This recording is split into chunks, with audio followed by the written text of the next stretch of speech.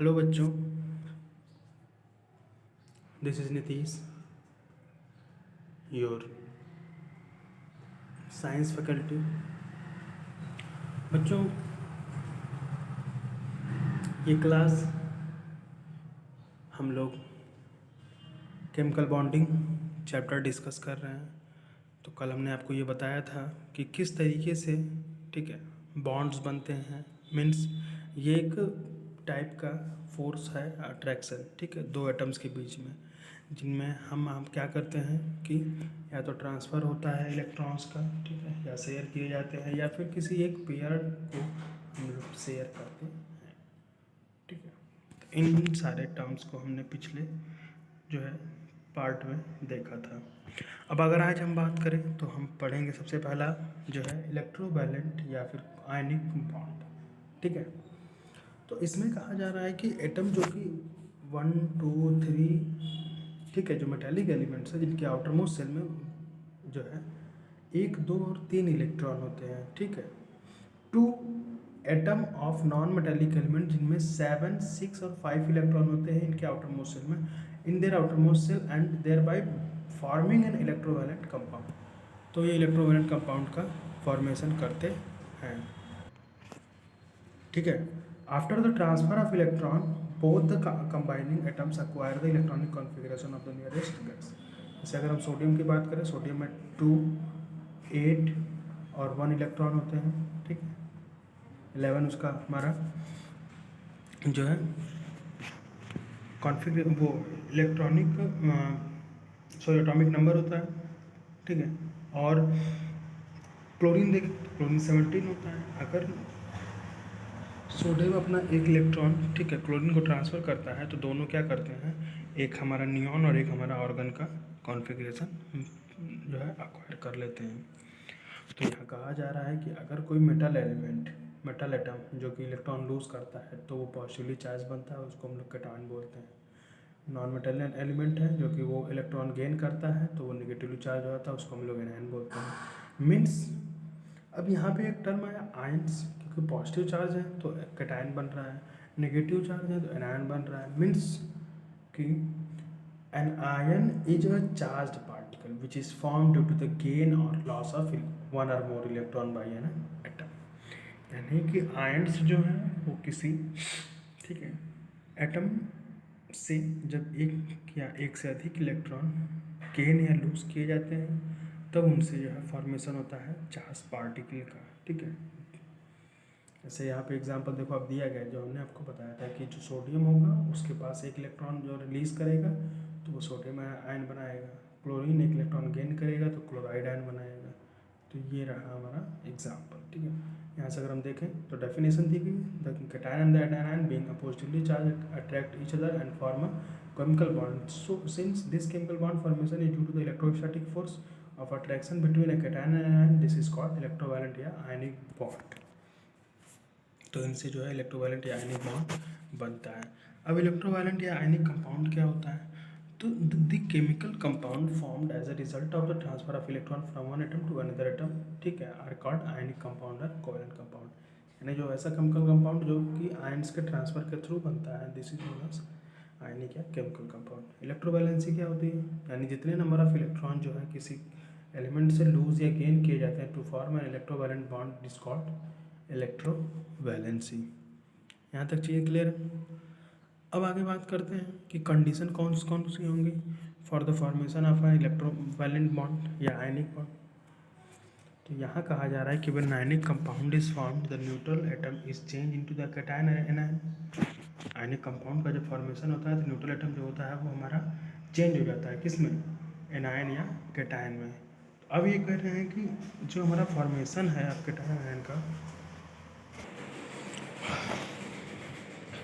तो सबसे पहला जो फैक्टर है जो कि कैटायन और जो है आयनिक कंपाउंड के फॉर्मेशन में जो है डिपेंड करता है वो हमारा है low ionization potential. Means if the ionization potential of a particular ion is low it will lose electron easily and cation is formed easily. Means अगर आप सोच रहे हो कि आयनाइजेशन पोटेंशियल के इन द सेंस कि कोई भी एलिमेंट, ठीक है, आयनाइजेशन पोटेंशियल क्या होता है कि जो सबसे मिनिमम एनर्जी होती है, ठीक है, किसी एटम से इलेक्ट्रॉन को रिलीज़ करने की, ठीक है, जब उसको हम एनर्जी दें तो वो क्या करता है, केटायन की फॉर्मेशन करता है। तो अगर उसकी लो आयनियन पोटेंशियल यानी एनर्जी कम लगाई जाएगी, ठीक है, आयनियन पोटेंशियल जो है कम होगी, मीन्स एनर्जी हमने ज़्यादा अप्लाई करा, ठीक, तो वो आसानी से जो है इलेक्ट्रॉन रिलीज़ कर देगा। या फिर उसकी हाई इलेक्ट्रॉन एफिनिटी हो, मीन्स उस एटम में जो है उसके इलेक्ट्रॉन को अट्रैक्ट करने की पावर अगर ज़्यादा है, इट मीन्स वो ईजिली क्या करेगा, एनायन का फॉर्मेशन कर लेगा, ठीक है। उसके बाद थर्ड जो है हाई लार्ज इलेक्ट्रोनेगेटिव डिफरेंस। उन दोनों के बीच जो मेटल्स हैं, एक नॉन मेटल है, अगर उन दोनों के बीच में जो है डिफरेंस इलेक्ट्रोनेगेटिविटी का बहुत ज़्यादा है, तो भी हम कह सकते हैं कि वो ईजिली क्या करेगा, फॉर्मेशन करेगा आयनिक कंपाउंड्स का, ठीक है। जैसे ग्रुप 1 का एलिमेंट है वो मोस्ट इलेक्ट्रो पॉजिटिव है, ठीक, तो मेटालिक कैरेक्टर का होता है। तो मेटालिक कैरेक्टर जो होती है वो ग्रुप में जाने पर नीचे बढ़ती है। और उस तरीके से ग्रुप 17 की बात करें, वो इलेक्ट्रोनेगेटिव होता है। इसमें सबसे ज़्यादा इलेक्ट्रोनेगेटिव हमारा फ्लोरीन है। तो कह रहे हैं कि अगर हमको सीजियम फ्लोराइड का फॉर्मेशन करना है तो ये मोस्ट आयनिक कंपाउंड होगा, ठीक है। तो bond form between metal non metal are ionic are covalent. तो जो बॉन्ड का फॉर्मेशन है वो आयनिक है या कोवैलेंट है, ठीक है। तो why are ionic compound stable. Ionic compound क्यों स्टेबल होते हैं, क्योंकि उनके बीच में रिपल्सिव फोर्स एक्ट करता है, जिसकी वजह से वो इन दोनों क्या करता है, बहुत ही ज़्यादा हायर फोर्स के थ्रू, इलेक्ट्रोस्टैटिक फोर्स के थ्रू इन दोनों को जो है बाउंडेड रखता है एक दूसरे के साथ, ठीक। तो हम कह सकते हैं कि जो हमारे जो मेटल और नॉन मेटल के बीच में है वो आयनिक और इलेक्ट्रोवैलेंट जो है ये जो कंपाउंड्स का फॉर्मेशन होता है, ठीक। कुछ एग्जांपल्स आपको दिए गए, जैसे सोडियम क्लोराइड है, ठीक। सोडियम में 11 जो इसका एटॉमिक नंबर होता है 281 इसका कॉन्फ़िगरेशन हो जाएगा। ये एक इलेक्ट्रॉन रिलीज कर देगा तो इसका 28 बच जाएगा। और यहाँ पे कह रहे हैं कि however after giving an 1 electron the sodium atom is no more electrically neutral. It has 11 protons in its nucleus, but only 10 electrons surviving it. Therefore, it has a net positive charge +1. This positively charged atom is called the sodium ion या फिर जो है Na+. Clear. अब आगे देखो, अब property क्या है। अगर सोडियम एटम है तो सिल्वरी वाइट होता है, टॉक्सिसिटी, ये सारी चीज़ें प्रॉपर्टीज़ दी गई हैं कि अगर सोडियम एटम है और सोडियम आयन है तो उनमें क्या क्या जो है प्रॉपर्टीज़ उनकी होती हैं। तो पहले चीज़ तो ये कि ये इलेक्ट्रिकली न्यूट्रल होता है, ये पॉजिटिवली चार्ज होता है। दूसरा, इनका इनकम्प्लीट आउटर मोस्ट सेल होता है, इसका कंप्लीट आउटर मोस्ट सेल होता है। ये वेरी रिएक्टिव होता है, ये इनएक्टिव हो जाते हैं। ये पॉइजनस होते हैं, ये नॉन पॉइजनस होते हैं। ये कंबाइंड स्टेट में पाए जाते हैं, ये इंडिपेंडेंट होते हैं, ठीक है। इस तरीके से क्लोरीन की अगर हम देखें तो 17 इलेक्ट्रॉनिक जो है एटॉमिक नंबर होता है, इलेक्ट्रॉनिक कॉन्फ़िगरेशन जो है वो 287 होता है। तो इनको एक इलेक्ट्रॉन की जो है रिक्वायरमेंट होती है, जिसको ये गेन करके और जो है नियरेस्ट नोबल गैस, ठीक है, ऑर्गन का जो है कॉन्फ़िगरेशन एक्वायर कर लेता है। Therefore the chlorine atom has shows a tendency to acquire an electron to attain a octet in its outer most shell. अब ये जो क्लोरीन एटम था वो इलेक्ट्रिकली न्यूट्रल था, इसके पास 17 प्रोटॉन्स जो है थे। अब जब इसके पास इलेक्ट्रॉन भी 17 थे जो इसके अराउंड घूम रहे थे, but after acquiring an electron, ठीक है, from the sodium atom, the chlorine atom does not remain electrically neutral. It has one electron more than the number of proton, so it has total charge -1 as chloride ion. अब इनमें क्या difference है chlorine atom और chloride ion में। ये yellowish colour का होता है, ये कलरलेस होता है। ये सफोकेटिंग ऑर्डर का है, ऑर्डरलेस है। ये पॉइजनस है, नॉन पॉइजनस है। ये काफ़ी रिएक्टिव होता है, ये लेस हो जाता है। ये इनकम्प्लीट है इसमें, लेकिन इसमें कंप्लीट हो गया। न्यूट्रल है, नेगेटिवली चार्ज, नॉन इंडिपेंडेंट होता है, ठीक है। तो इस तरीके से जो है जो सोडियम क्लोराइड का फॉर्मेशन होता है। तो देखो, अब ये स्ट्रक्चर आपको बना के दिखाया गया कि इस तरीके से इलेक्ट्रॉन का ट्रांसफ़र हो रहा है। यहाँ से ये एक इलेक्ट्रॉन रिलीज़ करके सोडियम प्लस बना रहा है, एक इलेक्ट्रॉन गेन करके क्लोराइड माइनस बना रहा है, ठीक। अभी जो स्ट्रक्चर है वो कैसा है, ठीक है, लीविस डॉट स्ट्रक्चर है, ठीक है। तो यहाँ पर अगर हम देखें लेविस डॉट स्ट्रक्चर तो कुछ इस तरीके से बनेगा। देखो Na सोडियम में आउटर मोशन में कितने इलेक्ट्रॉन है, एक। इसके आउटर मोशन में कितने इलेक्ट्रॉन है, 7। ये अपना इलेक्ट्रॉन किसको दे दिया, तो ये प्लस और माइनस चार्ज बना, यानी NaCl का फॉर्मेशन हुआ। ठीक है,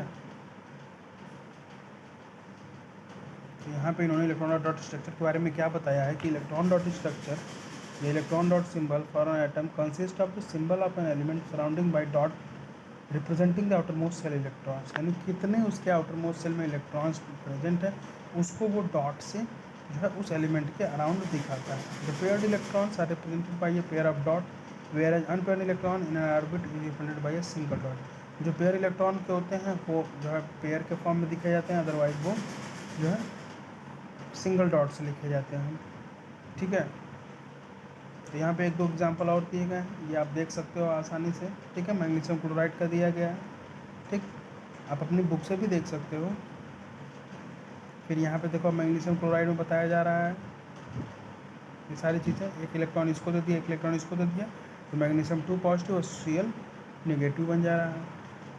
ये हमारा इलेक्ट्रॉन डॉट स्ट्रक्चर है। देखो आप, कैल्शियम ऑक्साइड है, इसके 20 होते हैं, इसका 8 होता है। ये दोनों इलेक्ट्रॉन इसी को गेन दे देता है, तो इस पर 2 प्लस चार्ज, इस पर 2 माइनस चार्ज। यहाँ देखो आप, 2 इलेक्ट्रॉन का लॉस हुआ, यहाँ पर 2 इलेक्ट्रॉन गेन हुआ, तो ये वो बन गया। ठीक, तो ये पूरा पार्ट हमारा इलेक्ट्रोवैलेंट जो है बॉन्ड के बेस्ड था। अब आगे हम लोग डिस्कस करेंगे कोवेलेंट बॉन्ड। ठीक है, इससे पहले जो है यहाँ पर